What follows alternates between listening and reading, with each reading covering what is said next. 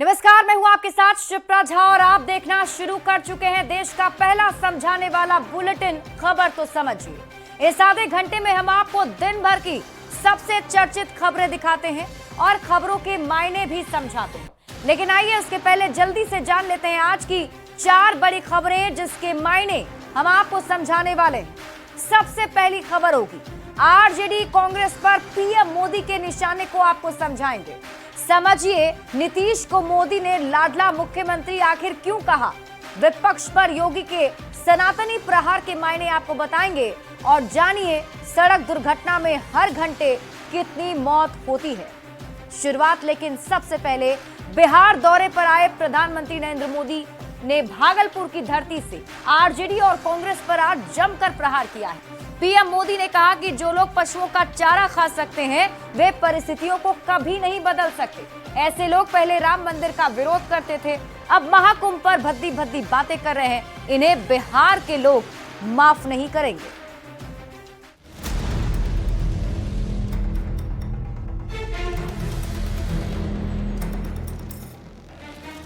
जो लोग पशुओं का चारा खा सकते हैं वो इन स्थितियों को कभी भी नहीं बदल सकते। भागलपुर की धरती से पीएम मोदी ने मिशन बिहार का आगाज किया। महाकुंभ को गाली देने वाले ऐसे लोगों को बिहार कभी भी माफ नहीं करेगा। पीएम मोदी ने किसान सम्मान निधि की 19वीं किस्त जारी करने के लिए बिहार को चुना। भागलपुर से देश भर की 9.80 करोड़ किसानों के खाते में 22,000 करोड़ रुपए ट्रांसफर किए और कांग्रेस आरजेडी पर जमकर निशाना साधा।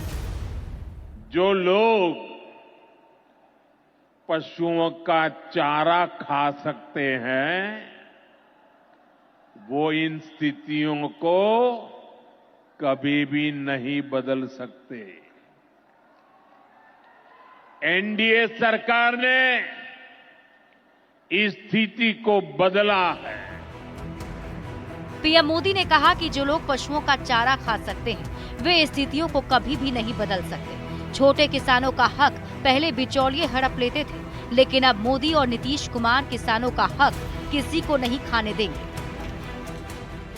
छोटे किसानों का हक भी बिचौलिए हड़प कर लेते थे, लेकिन ये मोदी है, ये नीतीश जी है जो किसानों के हक का किसी को नहीं खाने देंगे। बिहार में इसी साल विधानसभा का चुनाव है। उसके पहले भागलपुर के मंच पर दिखी एनडीए की एकजुटता, पीएम मोदी और से नीतीश कुमार की जबरदस्त बॉन्डिंग और आरजेडी कांग्रेस पर पीएम मोदी का प्रहार दिखा। मतलब 2025 की तस्वीर साफ है। न्यूज 18 के लिए भागलपुर से आनंद अमृतराज और विकास कुमार सिंह की रिपोर्ट।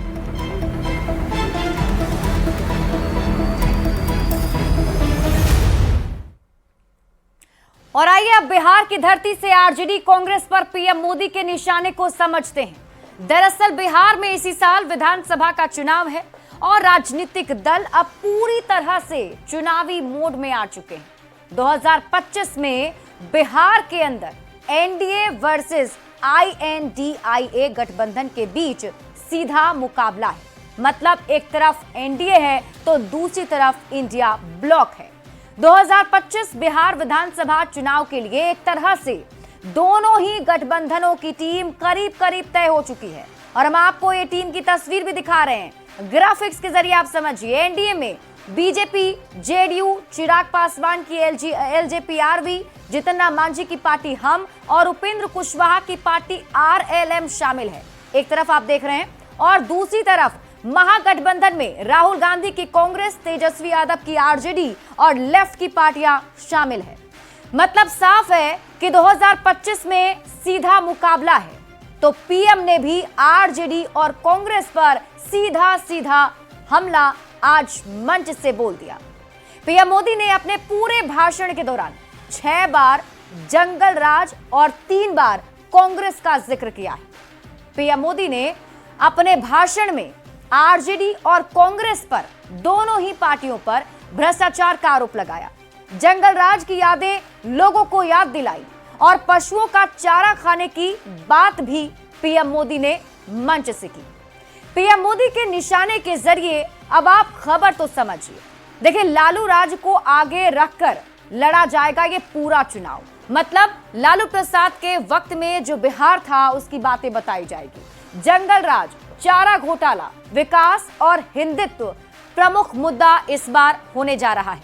मोदी नीतीश साथ 2025 की तस्वीर साफ, ये संदेश देने की कोशिश मंच से आज की गई। बढ़ते हैं आगे और बात अगली खबर की। बिहार दौरे पर आए प्रधानमंत्री नरेंद्र मोदी ने भागलपुर की धरती से सीएम नीतीश कुमार की जमकर तारीफ की और लाडला मुख्यमंत्री बताया। तो सीएम नीतीश कुमार ने भी पीएम मोदी की खूब तारीफ की और बिहार के विकास में सहयोग के लिए पीएम मोदी का धन्यवाद भी दिया। नरेंद्र मोदी और नीतीश कुमार की जबरा जोड़ी पर यह रिपोर्ट देखी। हमारे लाडले मुख्यमंत्री नीतीश कुमार जी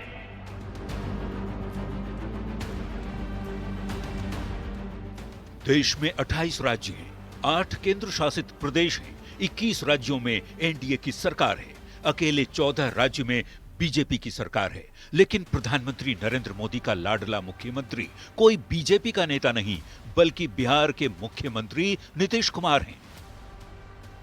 बिहार के लोकप्रिय एवं बिहार के विकास के लिए समर्पित हमारे लाडले मुख्यमंत्री नीतीश कुमार जी बिहार के दौरे पर भागलपुर पहुंचे प्रधानमंत्री मोदी ने बिहार के मुख्यमंत्री नीतीश कुमार को अपना लाडला मुख्यमंत्री बताया। भागलपुर की धरती पर पीएम मोदी और सीएम नीतीश कुमार के बीच जबरदस्त बॉन्डिंग देखने को मिली। दोनों नेता एक ही गाड़ी पर सवार होकर मंच तक पहुंचे और जब संबोधन की बारी आई तो एक दूसरे की खूब तारीफ की। हमारे लाडले मुख्यमंत्री नीतीश कुमार जी। पीएम मोदी ने जहां सीएम नीतीश को अपना लाडला सीएम बता डाला, तो मुख्यमंत्री नीतीश कुमार ने भी बिहार के विकास में सहयोग के लिए पीएम मोदी को धन्यवाद दिया। हम आदरणीय प्रधानमंत्री श्री नरेंद्र मोदी जी को हृदय से मैं उनका अभिनंदन करता हूं, धन्यवाद देता हूं। और बिहार की प्रगति में केंद्र का सहयोग सराहनीय है। सीएम नीतीश कुमार अक्सर पूर्व प्रधानमंत्री अटल बिहारी वाजपेयी को श्रद्धेय शब्द कहकर संबोधित करते रहे हैं, लेकिन कुछ दिनों से नीतीश कुमार प्रधानमंत्री नरेंद्र मोदी को श्रद्धेय कह रहे हैं। इतनी बड़ी संख्या में आए हैं श्रद्धेय प्रधानमंत्री जी की बात सुनने के लिए, इसके लिए मैं आपका अभिनंदन करता हूं। और अब पीएम मोदी ने नीतीश कुमार को लाडला कहकर बता दिया है कि दोनों एक दूसरे का कितना सम्मान करते हैं। नीतीश जी के नेतृत्व में चल रही सरकार हो, किसान कल्याण हमारी प्राथमिकता में है। न्यूज़ 18 के लिए भागलपुर से आनंद अमृतराज और विकास कुमार सिंह की रिपोर्ट।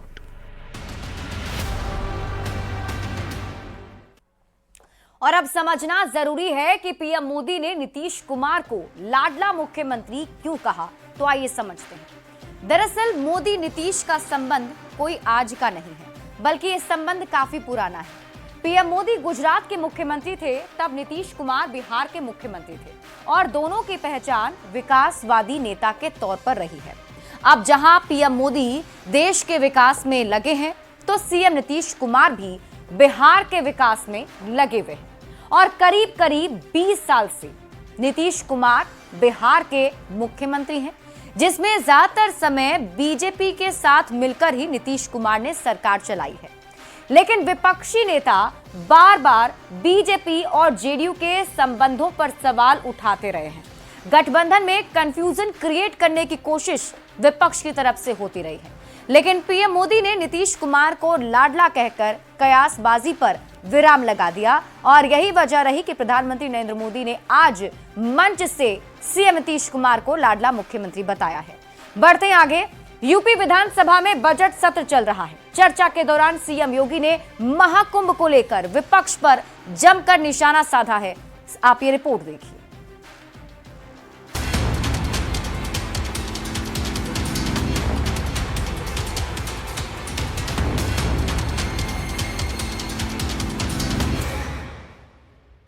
यूपी विधानसभा बजट सत्र पर चर्चा के दौरान सीएम योगी आदित्यनाथ विरोधियों पर जमकर बरसे। उन्होंने महाकुंभ के खिलाफ बोलने वालों पर भी तगड़ा निशाना साधा। सीएम योगी ने कहा कि महाकुंभ में जिसने जो तलाशा उसको वही मिला। गिद्धों को लाश मिली, सुअरों को गंदगी मिली, जबकि संवेदनशील लोगों को रिश्तों की सुंदर तस्वीर मिली। किसी ने सच कहा कि महाकुंभ में जिसने जो तलाशा उसको वह मिला। गिद्धों को केवल घास मिली, सुअरों को गंदगी मिली, संवेदनशील लोगों को रिश्तों की खूबसूरत तस्वीर मिली, आस्थावानों को पुण्य मिला, सज्जनों को सज्जनता मिली, गरीबों को रोजगार मिला, अमीरों को धंधा मिला, श्रद्धालुओं को साफ सुथरी व्यवस्था मिली, पर्यटकों को अव्यवस्था मिली, सद्भावना वाले लोगों को जाति रहित व्यवस्था मिली, भक्तों को भगवान मिले। मतलब सबने अपने स्वभाव और चरित्र के अनुसार चीजों को देखा। एक ही घाट पर सभी जाति वर्ग के तीर्थयात्री स्नानार्थी बिना किसी भेदभाव के नहाते रहे। सनातन की सुंदरता आखिर समाजवादी और वामपंथियों को कैसे नजर आएगी। विधानसभा में सीएम योगी ने विपक्ष पर करारा पलटवार किया। उन्होंने कहा कि जो लगातार सवाल उठा रहे हैं उन्हें अपने गिरेबान में झांकना चाहिए। जबकि उनकी सरकार थी तब व्यवस्था कैसी थी और आज व्यवस्था कैसी है। उन्होंने एक गैर सनातनी को कुंभ का प्रभारी बना दिया था। इसलिए उन्होंने एक नॉन सनातनी को कुंभ का प्रभारी बनाया था। लेकिन यहाँ पर मैं स्वयं इसकी समीक्षा कर रहा था, लगातार कर रहा था और लगातार कर रहा था। सीएम योगी ने कहा कि विपक्ष ने महाकुंभ को लेकर अफवाह फैलाई कि एक जाति विशेष के व्यक्ति को महाकुंभ में जाने से रोका गया। हमने कहा था कि जो लोग सद्भावना से जाते हैं वो जा सकते हैं, लेकिन अगर कोई दुर्भावना से जाता है तो वे परेशानी में पड़ जाएंगे। आपने कहा कि एक जाति विशेष को वहां जाने से रोका गया।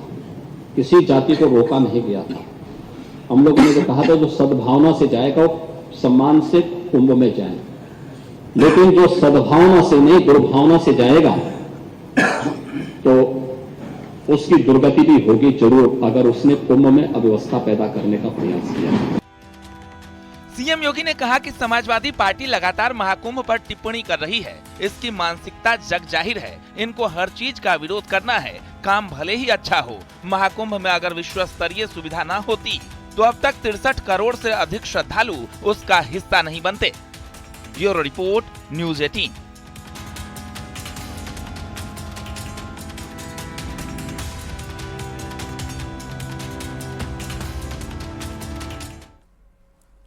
और आइए अब जानते हैं कि योगी आदित्यनाथ ने क्या कुछ कहा है। देखिए, योगी आदित्यनाथ ने कहा कि महाकुंभ में जिसने जो तलाशा उसको वो मिला। गिद्धों को लाश मिली, सोरों को जिंदगी मिली, संवेदनशील लोगों को रिश्तों की तस्वीर मिली, सज्जनों को सज्जनता, व्यापारियों को धंधा मिला, श्रद्धालुओं को साफ सुथरी व्यवस्था मिली। महाकुंभ में सद्भावना से जाने वालों पर रोक नहीं है। अगर कोई दुर्भावना से जाएगा तो उसकी दुर्गति होगी। अब आप समझिए विपक्ष पर आखिर क्यों बरसे योगी आदित्यनाथ। तो प्रयागराज में महाकुंभ चल रहा है। अब तक 63 करोड़ लोगों ने यहां पर स्नान कर लिया है। और अब आप ये समझिए विपक्ष पर आखिर योगी आदित्यनाथ ने क्या क्या प्रहार किया। देखिए, उनका कहना है कि सरकार ने पुख्ता इंतजाम किया था। विपक्ष व्यवस्था पर सवाल उठा रहा है।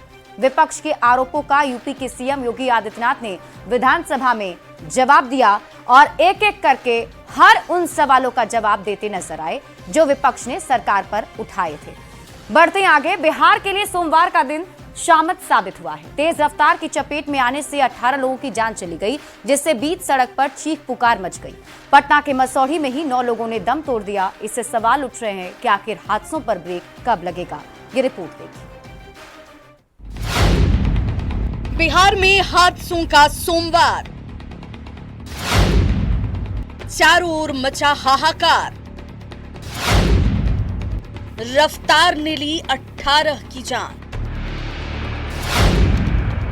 सड़क पर मची चीख पुकार।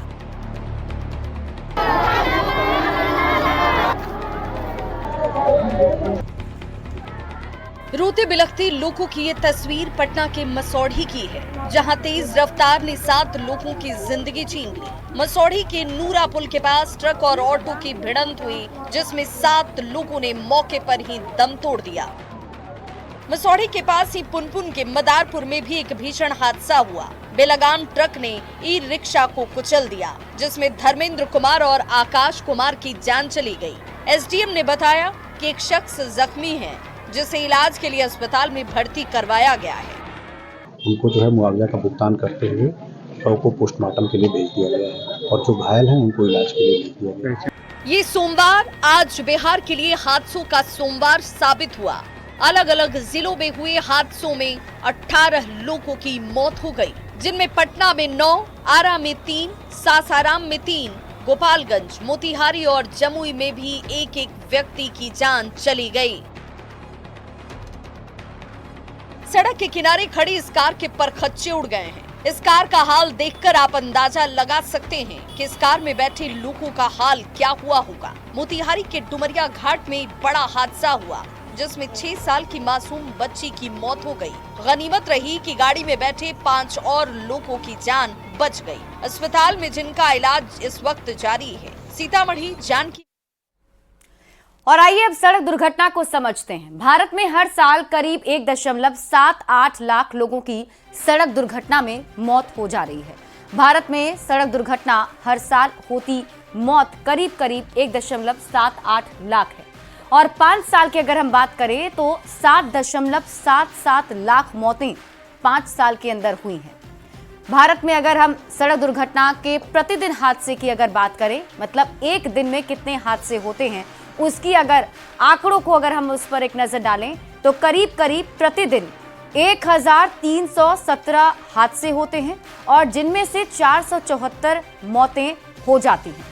भारत में सड़क दुर्घटना प्रति घंटे कितनी होती है, इसकी अगर बात कर ली जाए तो प्रति घंटे 55 सड़क दुर्घटनाएं होती हैं, जिनमें से 20 लोगों की मौत हो जाती है। हर साल करीब 1.78 लाख लोगों की जान जाती है। 60% 18 से 34 साल के लोग होते हैं। 2018 से 2022 में रोड एक्सीडेंट में जो मौत हुई उसकी अगर बात करें तो टॉप 10 राज्य में सबसे पहले उत्तर प्रदेश, बिहार सबसे ज्यादा 8वें नंबर पर बिहार रहा और सबसे ज्यादा जो मौतें हुई वो उत्तर प्रदेश में दर्ज की गई। अगर हम आंकड़ों की बात करें, उत्तर प्रदेश की बात कर लीजिए, 1,08,882 लोगों की मौत हुई है और बिहार में 36,191 लोगों की मौत सड़क दुर्घटना में हो गई। भारत में सड़क हादसों की बड़ी वजहों को अब आप समझ लीजिए। सबसे बड़ी वजह होती है मानवीय भूल, लापरवाही से गाड़ी चलाना, यातायात नियमों का पालन ना करना, मतलब जो ट्रैफिक रूल्स बनाए गए हैं लोग उसको फॉलो नहीं करते हैं। तेज रफ्तार से गाड़ी चलाना ये मुख्य कारण है जिसकी वजह से हादसे होते हैं। साथ ही साथ लोग नशे में गाड़ी चलाते हैं जिस वजह से सड़क दुर्घटनाएं होती हैं। भारत में सड़क हादसों की कुछ और बड़ी वजहों को भी आप समझिए। गाड़ियों की स्थिति जो होती है वो ओवरलोडिंग या फिर खराब मौसम की वजह से भी हादसे हो जाते हैं और ऐसे में लोगों की जान चली जाती है। फिलहाल इस बुलेटिन में अभी के लिए बस इतना ही। आप देखते रहिए न्यूज़ 18 बिहार झारखंड।